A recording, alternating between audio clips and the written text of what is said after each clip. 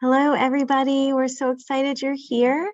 Our presenters are just taking one more second to get their things together. I am letting people in. Hope you guys had a great first session.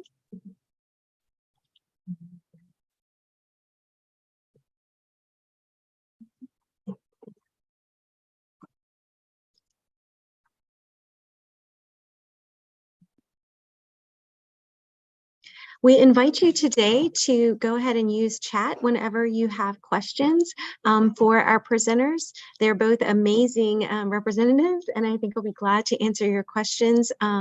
We'll check that near the end of our session. All right, so I'm going to go ahead and turn it over to them. Welcome, everybody.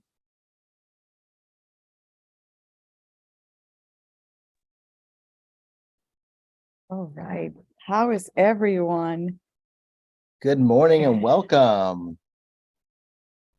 All right. So we have Kat, John, Annette, Melissa, Meredith, Ashley, and Patrick. I think they're ready to learn about Flip Family Engagement. Let's go. Let's get started.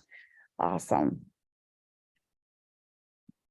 All right. So we have an agenda today for us, just so you learn a lot about what we have been doing in Prince William County. We're gonna go over welcome and introductions. We're gonna share with you our purpose, our why, and why this topic is so important as we come back from the pandemic and we try to re-engage our families into a lot of the great things that are happening right now. We'll give you a brief history of how this came about and has evolved, the nuts and bolts, how this has changed, how we've engaged families in Prince William County schools going forward, because there's a lot of reflection and conversations that we've had about how to take this to the next level. And we're going to have an opportunity for you all to ask any questions that you might have around the details of how this came about. So let's get started. I'll introduce myself. My name is Patrick Heath, and I am the coordinator of instructional and information technology training, otherwise known as the trainer for Prince William County. Magic maker of all things tech.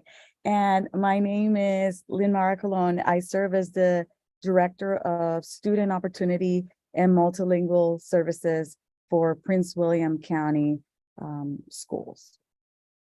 All right, and a couple of orientation pieces for you. You'll notice in the corner of every one of our slides, we have a QR code and a tiny or a bit.ly to go along with it. That takes you to our Padlet. I set up a Padlet for each one of our slides. So you'll see as we kind of progress through, it has a question for you to ponder and kind of address. So we want to get engagement. You don't want to hear us talk for an hour and not have you participate.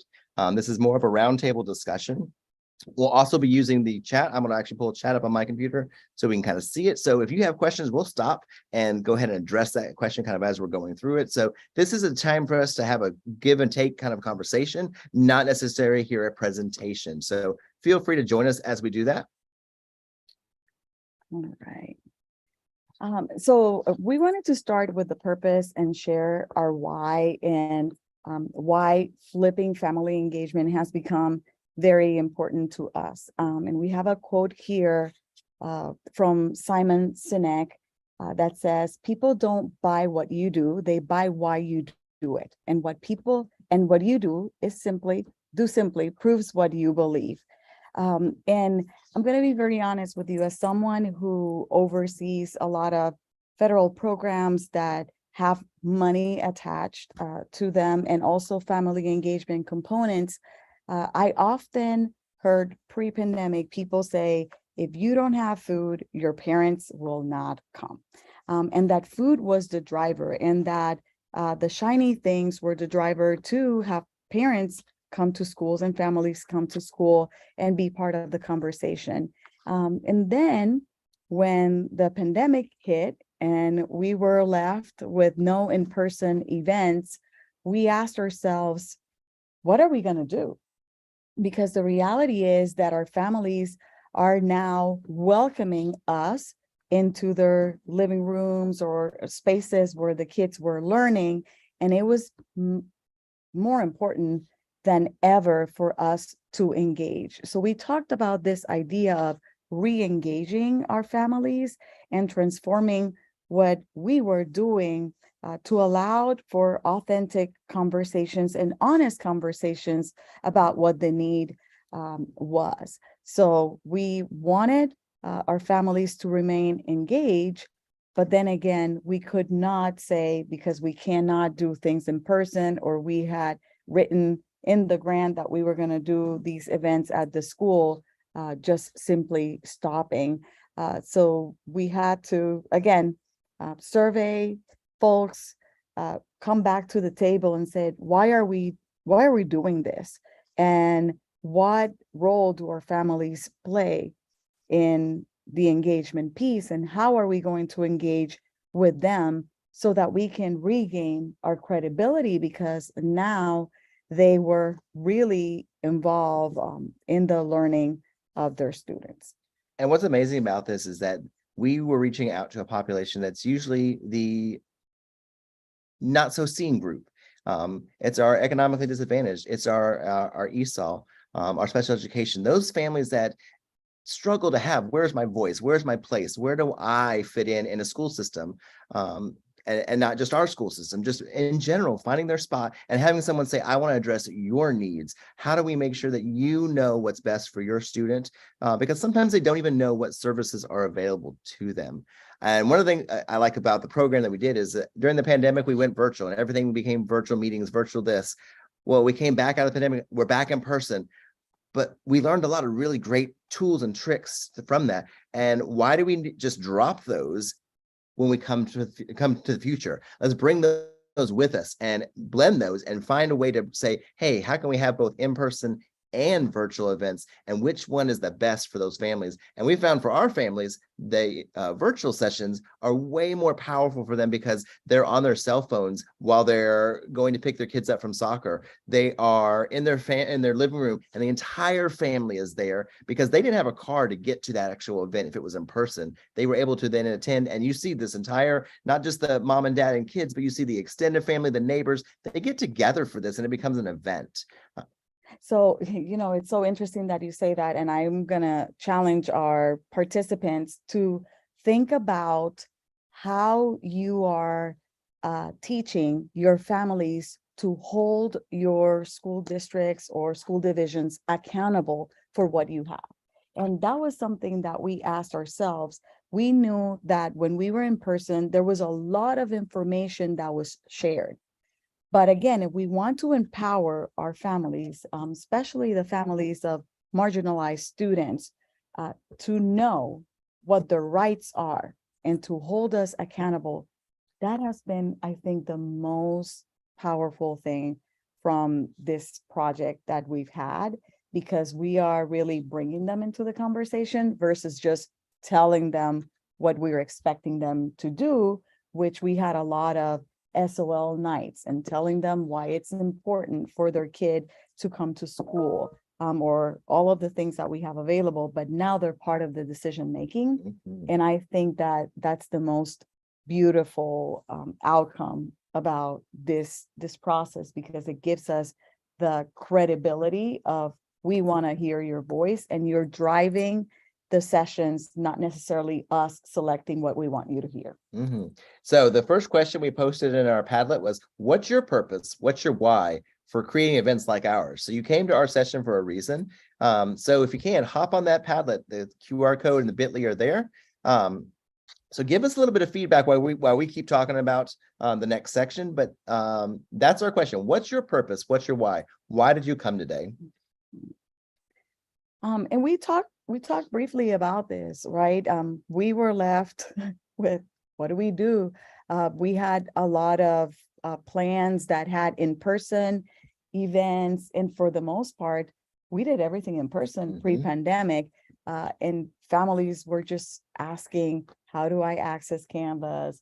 How do I go to Power School? How do I use all of the technology that you have provided for us? And if I can be vulnerable, I think that That's one of the things that we could have done better. We handed Mhm. a lot of things, but we didn't focus too much on the digital literacy. Mhm. And our multilingual families said, wait a minute, you're assuming that because I have the phone, I know how to use the laptop. Right. And that's what got us started with, ooh, we have to take a step back and we can't do one without doing the other. And seeing our families as collaborators before we were giving a lot of information and asks, this is what you need to do to have your student be successful. But now we're asking them, Mhm. what do you want to hear about? And it's been surprising. Most recently, we've learned that families want to know how to keep their students safe, especially at the secondary level. They don't have a lot of information about all of the challenges that our teens are having. So how can they see some of the signs of students that are engaging with substance abuse or gang affiliation? So they want training on that, not necessarily on the academics, heavily on the academics piece. So that has led us to redesign Mhm. how we are engaging our families to empower them to make decisions, outside of the Well, school and we building. changed our topics. Mhm. We had the traditional topics in the past of SOL nights and back to school nights and knowing what your students need to do for post high school. But when the pandemic hit, and what I think really helped the families to finally say, whoa, we need help, was because we literally did. We poured a bucket over their head of water and said, here's all of these resources. Good luck. We're all virtual. And the family said, so time out. Whoa, whoa, whoa, whoa. We need help. And we realized and saw that need very quickly. And that's where very quickly, as we were all scurrying to try to figure out how do we help all of our stakeholders, we really started creating these places and these processes that would give them that ability to get those answers, find those places, find those resources. Because we actually, when this began, we weren't just meeting those marginalized groups. It was everybody was looking for those kinds of pieces, and we see the need across families and across schools. Well, and one of the important things to note is we're a very large school division. We have 100 schools, and everyone was addressing family engagement. But as we know, with people coming and going, that suffer a little bit Mhm. because not everyone had the same tools and resources to have a strong program, and people were tired. So what we did from a district level perspective was just design something that everyone could use or replicate at their schools that was low Mhm. in planning, that was cost effective, and we'll talk a little bit about that, but that also felt like a living room for families. And that's exactly how this is designed to be low stress, where you can be eating and learning. Mhm. You can be in the car or you can be at the soccer game while your student is playing, and you can engage with us. So extremely, extremely powerful. So I want to give a shout out to everyone that's joining the Padlet. We have some great conversation pieces coming in, and so we'll address those. But yes, family support, family engagement. I love how someone, let me see if I can find it. It was a great piece, providing a variety of ways for families to participate in being in person. Exactly what we were doing. So your next challenge question. So again, as we continue on, question 2 was, where does your need come from? So again, you're here for a purpose. Where does your need come from? What is your history that says we need to change some of the things that we're doing, or we need to create a new system? So we're going to go to the nuts and bolts next, but go ahead and share with us those thoughts. Yeah, so the team, it's a small but mighty team. And I will say, and Patrick, and you can talk a little bit about this, but we have about 4 to 5 people Mhm. that are leading this effort in Prince William County. And 4 to 5 people have such a large impact to where we've had 1,000 families registered at times. And that has been amazing. I participate as a director, and my role is really to oversee the year-long planning, and we map out sessions based on the feedback from the families. We have the tech piece, and we have a family engagement coordinator from Title I. We have someone from the English learners office and someone from the special education office. And the reason we have designed it that way is so we have folks operating out of their area of expertise. They let us know a lot in the, for example, for ELS and special education, they know what the families are asking for. They know about accessibility.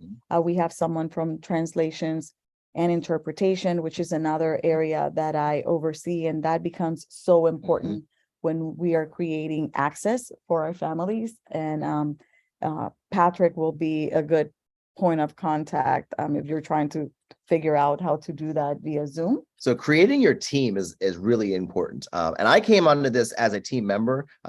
They reached out and said, hey, we realized that we need someone that has technical support. And so I come in and I help kind of run the backgrounds. If things are going crazy, that's my role to kind of jump in and help facilitate and make sure that we're going smoothly. So it's a smooth experience for the end user, and it keeps the team. So our team members may not necessarily be as tech savvy, but they know they have comfort that I'm right there. I can take control of the meeting if I need to. I can also go through and kind of help make sure background things are good.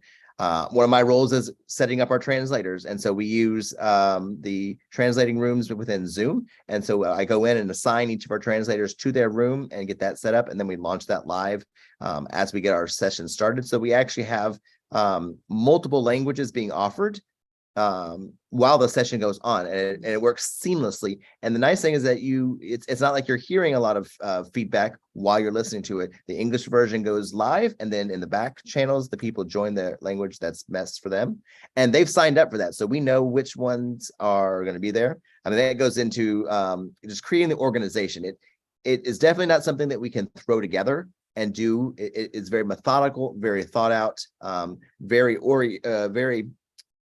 regimented would probably be a really good word for it, because it's all laid out and in a very specific order. We keep things to a specific time so that we know that when we start and when we end, and we keep our families on that piece. Yeah, and that becomes very important because just like students, our families need to know what to expect. So our families keep coming back, offering after offering. So they know, to give you one example, that at the beginning of every session, we are going to go over the interpretation rules. Our interpreters also know to show up in advance so that we can go over the run of show and who's going to introduce themselves first, so that families have that consistency. So really what changes is the topic, because our audience knows, okay, it's going to be at this time every month. The duration is going to be an hour every month. And this is what I can expect in regards to the chat. The communication works the same way. So we have someone that's our point of contact for the communications office, and they are the ones that craft the message to go into different platforms. They create the form for people to request either sign language or interpretation. And then we have someone that also creates a survey, because it's important for us to get feedback at the end of the session. So like I said, it's the same process every month. What changes is the offerings. And talking about the schedule of offerings, we have them monthly. Our strategic plan has called for 2 a month.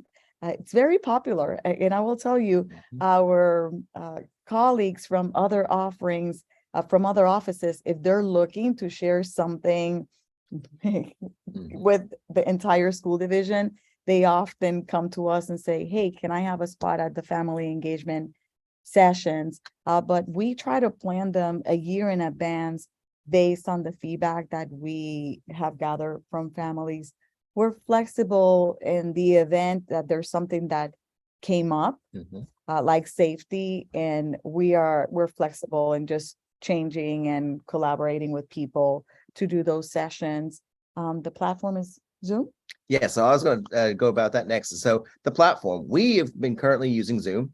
We have a paid license that we subscribe to starting with the pandemic, giving us a division-wide platform to offer virtual meetings beginning right away with the 2021 school year.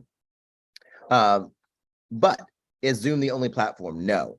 And Zoom does cost. So you would want to reach out to Zoom and say, what is it? What are our options? What are our choices? If we're going to do, are we going to do webinar versus are we going to do just a traditional Zoom meeting? Webinar opens up, gives you those a lot more choices. One of the reasons we did like Zoom is that it offered the interpretation piece. Mhm. But there are other platforms. So Microsoft Teams has actually released a very similar looking platform to Zoom. It's also available. So if you're using Microsoft Teams, I know that within Visti, there's a lot of Google schools. I'm not familiar as much with the Google Meets platform, but you could then tinker with what we're talking about and use that platform. You're going to look for the platform that works best for your organization, for your budget, and for what your users learn to use. So we've taught our users how to use Zoom now. So that's an easy platform for them to hop on and use and go. Something else I wanted to kind of highlight as well as when we start our sessions, we have a slide that walks through visually as well as interpreted how to join our session with your desired language. So we go through it, each interpreter then reads that slide in their native language and shows everyone. And then once we're done, we say, okay, we're going to hit the globe. We turn the globe on and those rooms open. And then the families are able to go choose their language. And then the interpreters take over from that point, interpreting live what's being said via the live session. Mhm. And we've had the question of why don't you do a webinar? And I will say that the feedback that we received from our immigrant families was that webinar, usually people do webinars so that they can record it. And there was some hesitancy there with being recorded for our immigrant families. And the platform, the way that we run it, gives that living room experience that we talked about, and they can interact with interpreters, which is nice for our families. The next one is just that translations and interpretation piece becomes critical, especially when you want to talk about access. And going back to the initial slide from Simon Sinek, we can't say all means all, and we are not providing access to groups that speak another language. Otherwise, what you're doing is, supporting the same group and not really empowering those that historically have had less access. So that is very important to us. We have people within the school division that we have trained to provide interpretation. So that's just an idea. If you have multilingual staff in the school division, we also pay for people to come and interpret. But again, we feel that it's necessary, especially when we're talking about equity and access for all. And then the last one is feedback. We always provide our families with a Microsoft form to give us feedback, and we use it right away. So after the session, we have a very short huddle where we're reflecting on some of the things that we saw in the chat.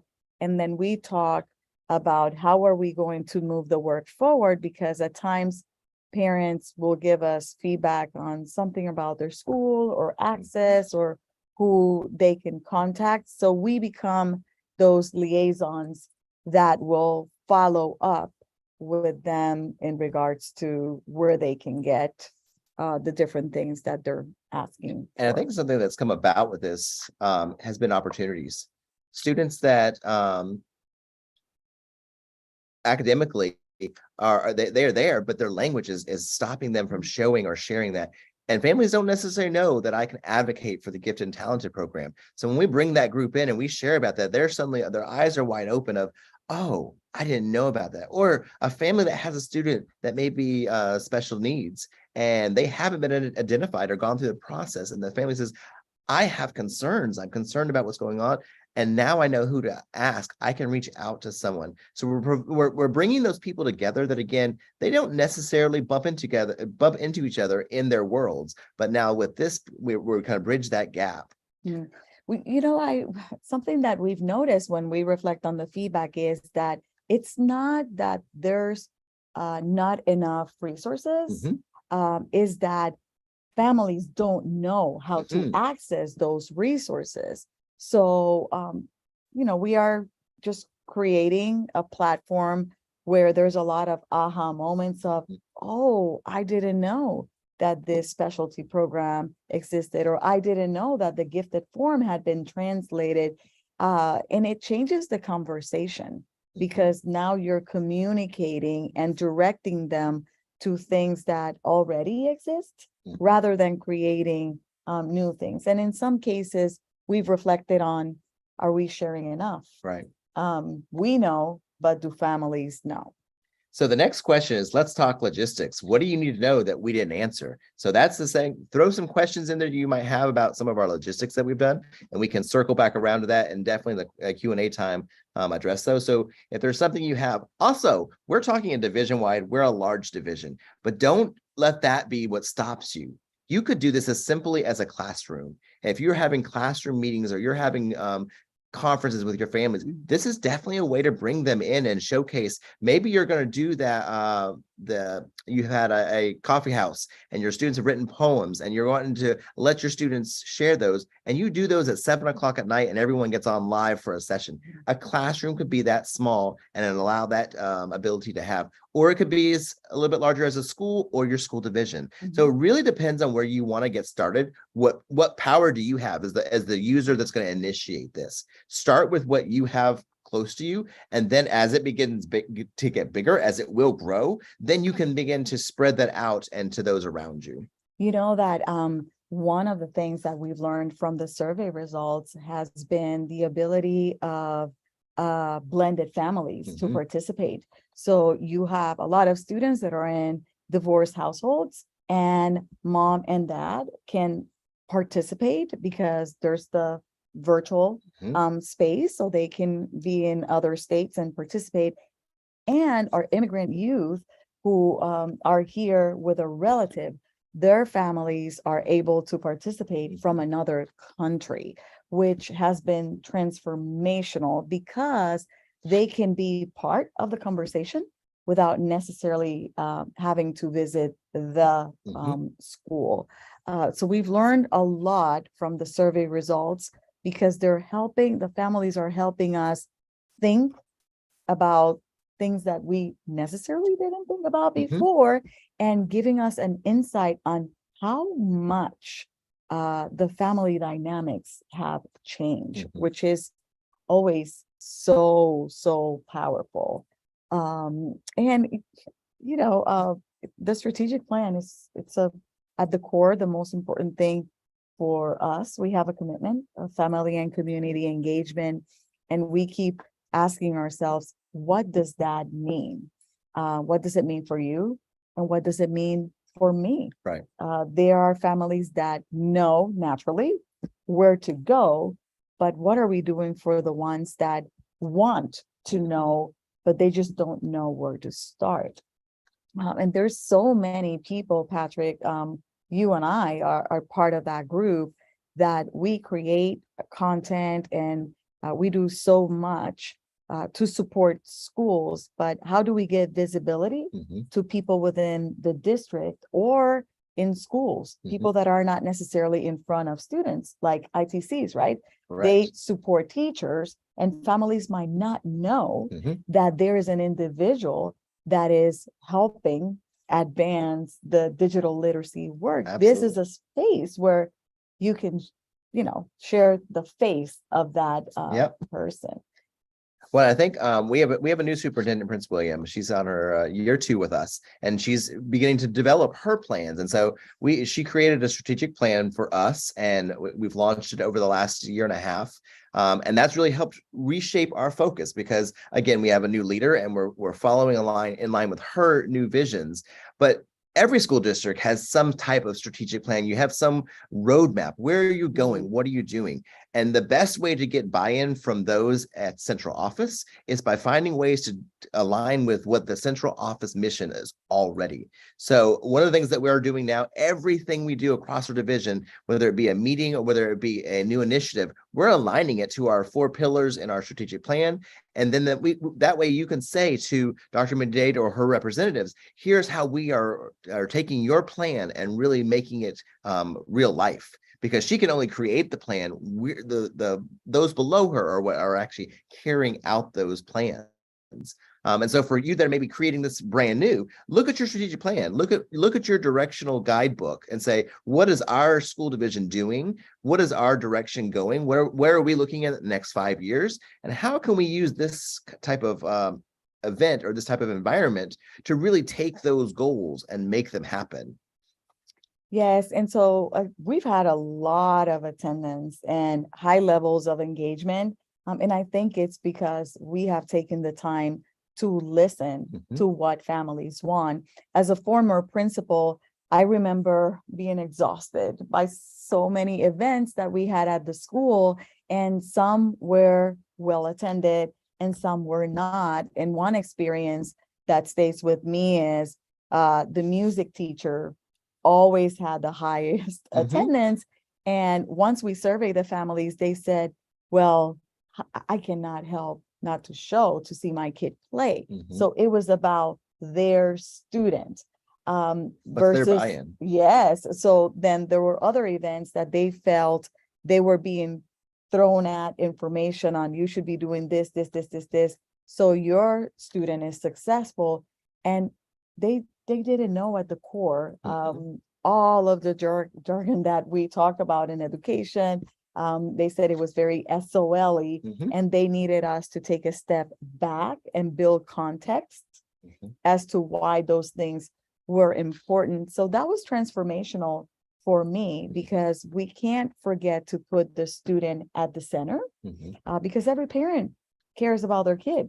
So when they know this is how it impacts my student, we have a better chance of having them show up. And the last piece I will say is defining engagement, which this conference does a great job with bringing tools that have users interacting with each other. And how are we doing that for families as well?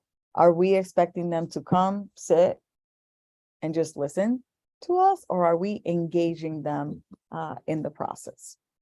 Well, and I wanted to add a little piece on there as well as attendance. Well, how do you know? So you talk about a live event where you're like, oh, look, we had 2 people show up for our Title I intro meeting, but we really want to try to capture as many people as we can. Well, what we do is we actually send out a registration. So when we're advertising this, we have them sign up, and it helps us because we know who's coming. Or I'm sorry, we know how many people are interested in coming. That's where we see our numbers. Okay, this is going to be a popular topic. We need to make sure that our meeting is appropriately assigned so that we can allow all those people in. We actually had a session where we weren't ready for as many people that showed up, and we actually had to turn people away because our platform wasn't big enough for that session. But the other is it gives us a chance to get interpreters ready. It gets all of the organizational together. We know what's going to be. We know if it's going to be a small, intimate group of maybe 30, then we can be a little bit looser as far as maybe we allow people to unmute and ask questions verbally versus using the chat. But we know if we have 500, there are too many people that we're going to have to really keep it tight, lock down our microphones. We do encourage them to turn their cameras on, but they get that option. And then we use the chat as our primary way to conversate. But then at the end of every one of our meetings, we allow them to have a minute to open up and ask their questions individually and one at a time. And we go through and give them that chance to share their voice and be heard. I think we have a question about logistics. Yes. So someone asked that access to virtual meetings, how do you teach them? Well, for us, it really benefited because when the pandemic hit and we had to go virtual, we taught our students, and in turn, we were teaching our families um, just because of the nature of the beast. But one of the ways that you can do it, and one of the ways we're continuing to do it is our communications team actually creates these phenomenal videos. And a lot of the ones that we make are silent videos. So it's just click, and showing them. And then we have subscripts, so it can be translated in the different languages. So they're reading the subtext and watching how to do each of those pieces. We also offer chances within the individual schools. So we have an instructional technology coach and we have a T-spec in each one of our schools. So we allow the families to come in and meet with those one-on-one and say, hey, can we walk you through it? Or hosting a coffee and conversation where we say, bring your device and we're going to make sure that you are connected and know how to do these. So our schools partner with us on that and actually help the families at a local level. And then we create these additional videos and guides that we can post and share out so that they can go into the registration and say, hey, if you're going to be new today, here's our directions of how to get on and how to do it. Yes, and we have even added captions that are translated to help our families. There's a variety of ways that you can do that. I will say that once you have a place where they can access that, everything else is about behavior, because they're going to look for these opportunities monthly, knowing that they're going to come and they are going to learn. So the next question is, how will events like ours change or shape your future? So we talked about our future and kind of where we're going. One of the other things I see this going is as a visionary, it goes right into this section here, is expansion. We can only do so much with time with the offices that we have together, but now we've started partnering with other offices within our division. So student learning, counseling, those offices are seeing what we're doing. And so one of the expansion pieces would be to really train and give them that independent platform to go, you have webinars that you can be doing as well. You can do the same thing that we're doing. And now we're just offering these as choices. When you're hosting an event, so similar to how Visty's doing, we have a live event happening, but you have a place for virtual to also come and participate in it so that they can also come in and see it as a live event, but they can also be in person. So meeting that need where it's at and deciding, when do we blend? When do we offer, and when do we expand and branch off and let others lead? So that's, I think, something we've learned, is that we can't be the carriers of it all of the time. We do have to share that with others and let them lead as well. Otherwise we'll just end up drowning ourselves. Well, and putting a toolkit so that any staff member can replicate this. It's also important. We talked about the roles, and each one has a role. For example, one person crafts the communication that goes to the communications office for sharing with families. Another person takes care of the survey. Another person, like Patrick, is the tech person. Someone else is responsible for taking all of the languages and making sure that we have secured the interpreters. Someone else communicates with the presenter, and the presenters know what the expectations are. So we let them know, okay, this is how much time you have for the presentation. If you're gonna do the presentation, we want to let you know that families are going to be interacting and asking questions. Are you bringing someone that will be typing responses or answers in the chat that's familiar with the work and the presentation, so that the presenter can focus solely on interacting with the families, so everyone knows what the role is. And I think that at the school that can be replicated as well. We continue to find that families want to have that contact with their school, and I truly believe that that's how it should be. We do it from a central office perspective, but at the end of the day, your school is your first point of contact. So do they feel like they have the space and the trust for this to happen And how does family engagement look like beyond the events that you already have,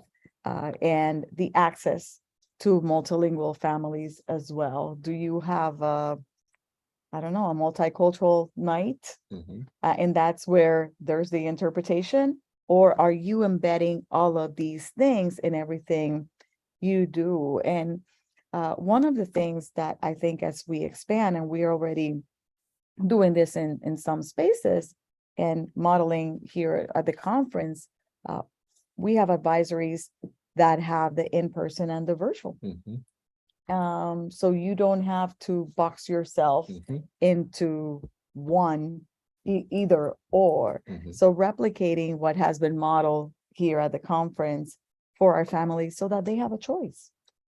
Yeah, it doesn't have to be either or, it can be either and. Absolutely. And remember that when you're talking about building relationships, what a way to build a relationship. Because when they join you virtually from their home, that's their sacred space. And so they're opening up and showing that trust by joining in that sacred space. And I get even more elated when they turn their cameras on. Not because I'm looking at what's in the background, but I'm like, look, they're comfortable enough with us to open themselves up to our environment, to our session. So we're coming into their home, their space. And that's what's amazing. You're building such relationships when you offer an opportunity for them to say, we're going to take time from our family tonight and come forward and do this event. And we're talking about doing information nights, but you could even do something as simple as a book fair preview, having the librarian in the library, and she or he is showing off what's there, telling them what's available, maybe reading a story so they're all hearing that, and giving them a chance to, again, get excited, get engaged, hearing about what's happening at the local level. Yeah, and I'm going to be completely vulnerable with you. When my twins were in school, I didn't have the time to make it to a lot of the events. And I'm going to be honest, I felt shame because being in education, we talked a lot about parents are not showing up and they're not participating.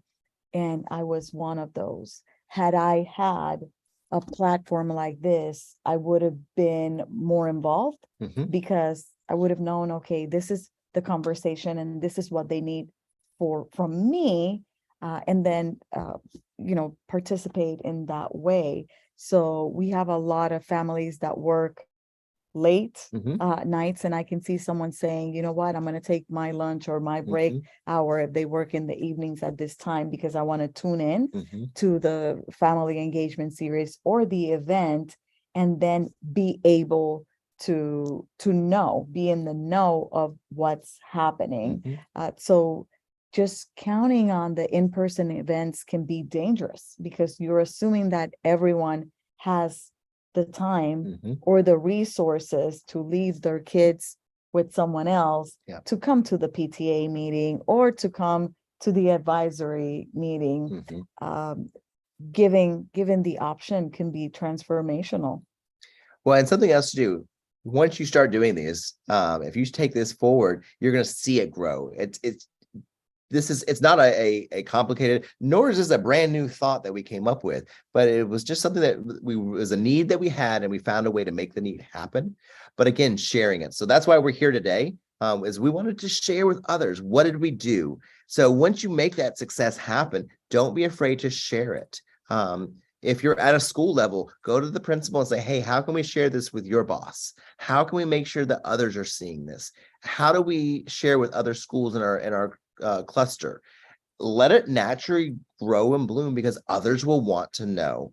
And so, like I said, that's why we did this session today, was to enable and give everyone a place. And it's part of sharing the story, because if you don't share the story, someone else will do. So I know that there's many great things happening in school divisions across Virginia, but if they are only housed in the website or a local school, then we run the risk of people saying, well, they're not doing anything about it. So when you do these type of events, it's just another layer of communication Mhm. and giving kids access so that not always the same group is Right. the one that's consuming the opportunities. So it reminds me of the gifted session that we did, Mhm. where we were not talking about how to support your gifted student, but how you can refer your Mhm. student to the gifted program. And we are providing interpretation, and we are letting them know that the forms are translated. Mhm. And you have families that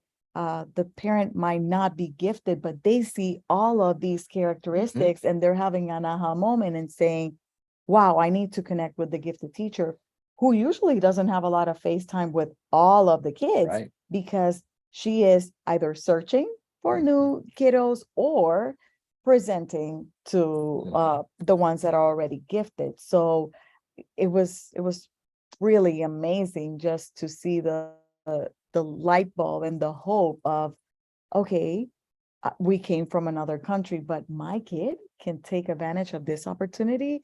To me, that's what the American dream is all about. Absolutely. So, a couple things to think about as we can begin to wrap up and have our Q&A time. This is a live document, so this Padlet is going to be a great resource.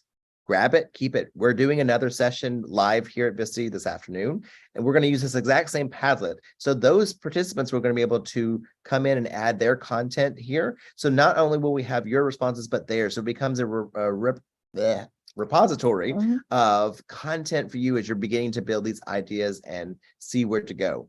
So now let's open this up. Let's have a discussion. You've heard a lot from us. Now we want to hear from you. What are your questions? Or what do you want? What is your aha? You're like, oh my gosh, I'm so glad I came today. This is what I got.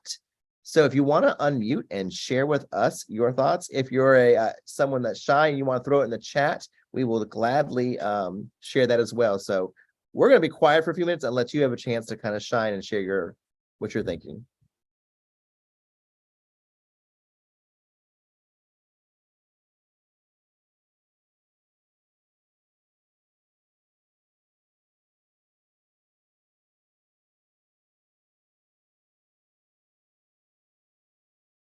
No questions. I'm sure someone has a question. And remember, there are no dumb questions. When you're trying to get started with a new plan, a new process, something as simple of, well, what platform would I use? Sounds like it'd be like, that's a dumb question, but no. So anything that kind of, while you have us in front of you, what are your thoughts?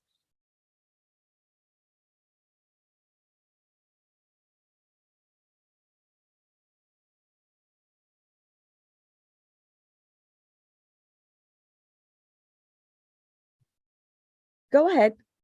You can unmute, Jenny. Thanks, guys. Thanks for your presentation today. At the beginning of your presentation, you mentioned you use Zoom, and in our country we also use Zoom. But I think you mentioned something about translation ability on Zoom.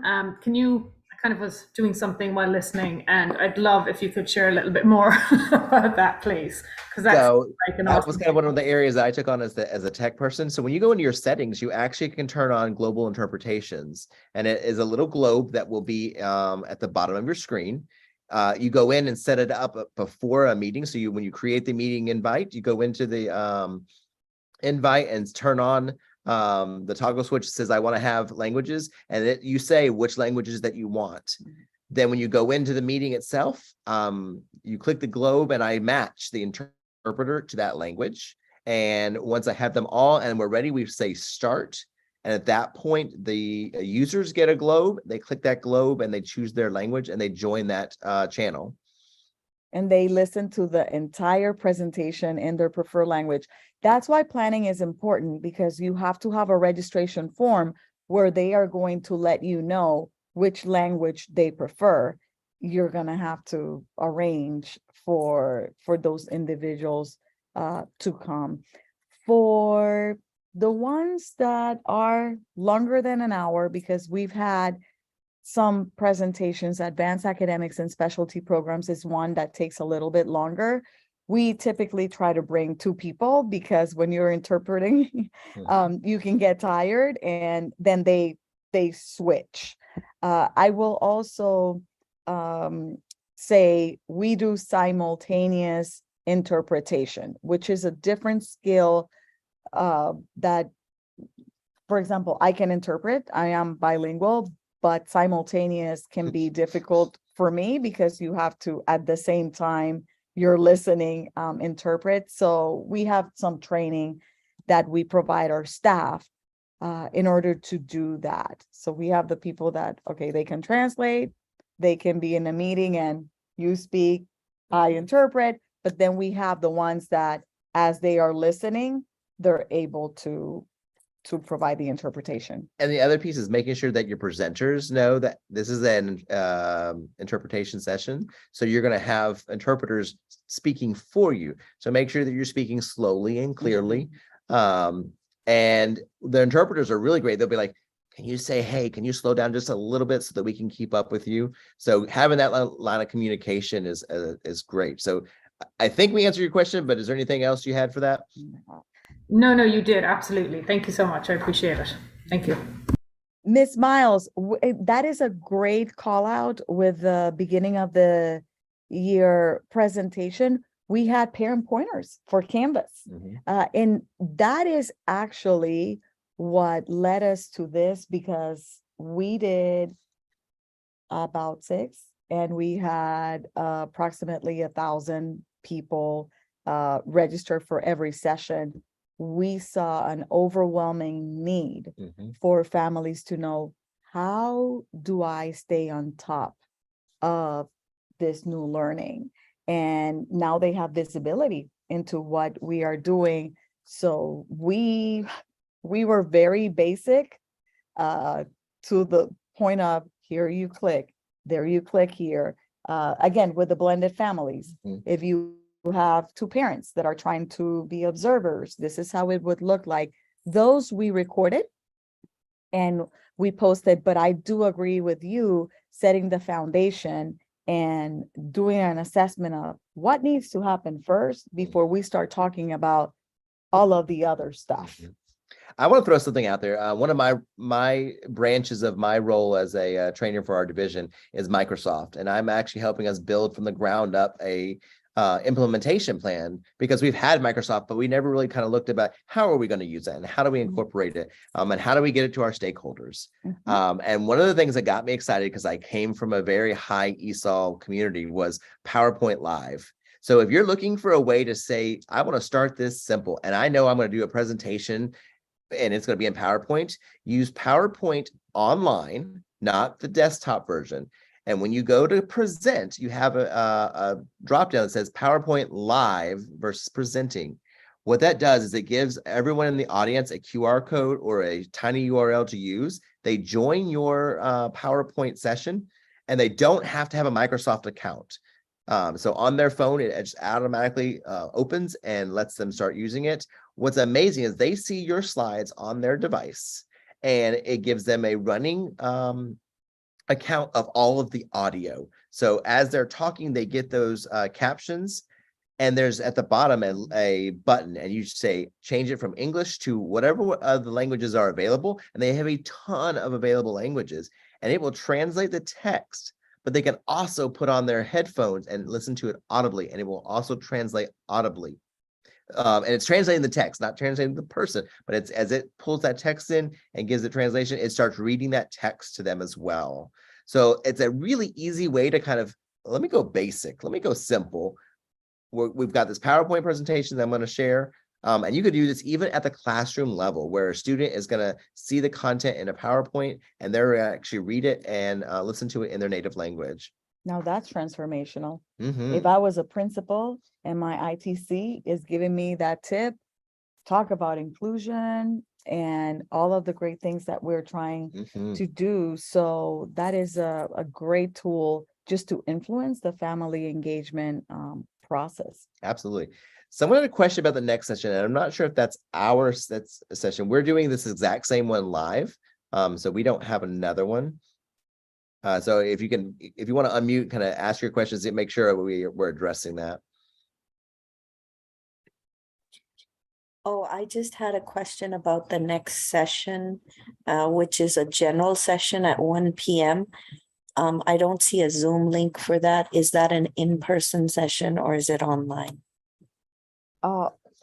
The Okay. link will show up before it starts. So 10 minutes before, you should be able to hop on and you'll be able to see that link. So yes, it will definitely be a virtual option and you'll be able to do it then from that link.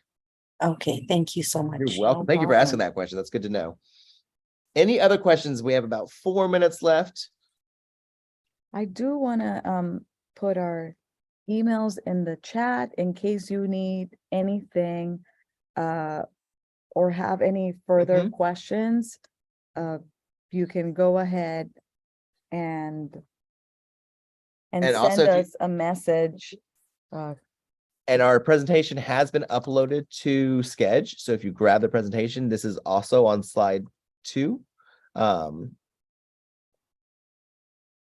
As well as if you're in the Padlet. So I added a column for this in the Padlet. And what I will do is as questions come up, I'm going to kind of drop them in this Padlet. So again, this is going to be a living document. So feel free to come back and refer back to it.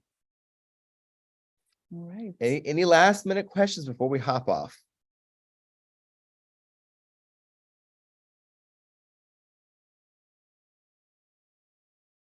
If not, you have our contact information. We will be glad to speak with you kind of more one-on-one.